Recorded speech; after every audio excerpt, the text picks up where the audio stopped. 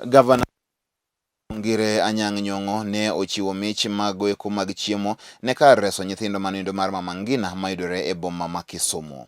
Mich goeko ne gin kanyakla koda kamago eko mabende koro nogole yor nendo mar timo nyasi mano mabende neno odiochieng' nyuol mar migosi Raila Amolo Odinga ma en ogai mar ODM.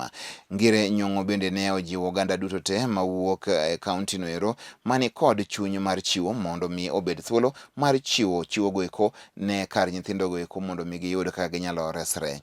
Bende ne ojiwo oganda mondo mi ondikre kaka jogo ma gin jogo ombulu mani thuolo masani koro ibro chaki mar kawo ombulu masani koro IEBC noselando ni ibro chakore juma manyien.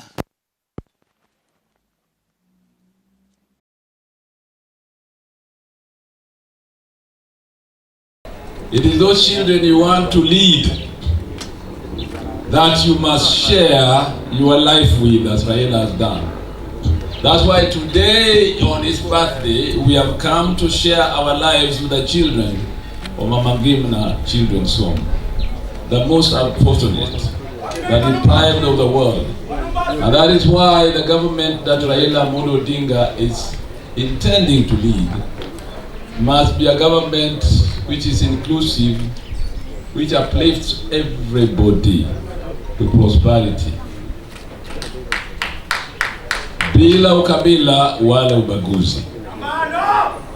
Kwa hivyo tuko hapa leo kuomba Mungu hii safari ambayo inakuja kupiga kura Raila Amolo Odinga, kupiga kura Raila Amolo Odinga na viongozi wote ambao wanaingia katika kundi la Raila, tafadhali tuifanye na bidii kila mtu.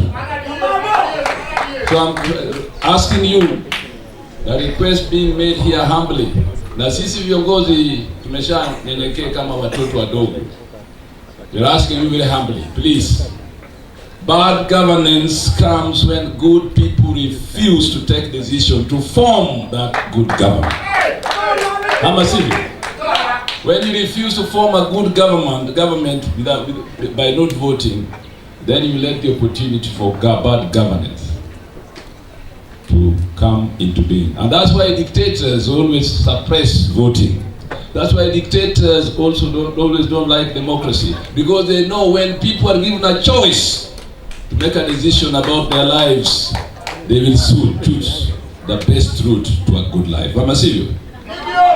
So today we are here at Mama Ngina Children's Home, with my friend Makawa Mutua, to urge all people in Kisumu, wakati umefika, August 8th, 2022, we have the opportunity for a man who has struggled all his life to form a government that is the government of the people, by the people, and for the people. And therefore, Mama Ngina Children's Home, we join you to support these children, to give them an opportunity in life, first by sharing this birthday as a celebration of liberation, not just of the nation, but of these children, so that they may find an opportunity in life to live a life worth living.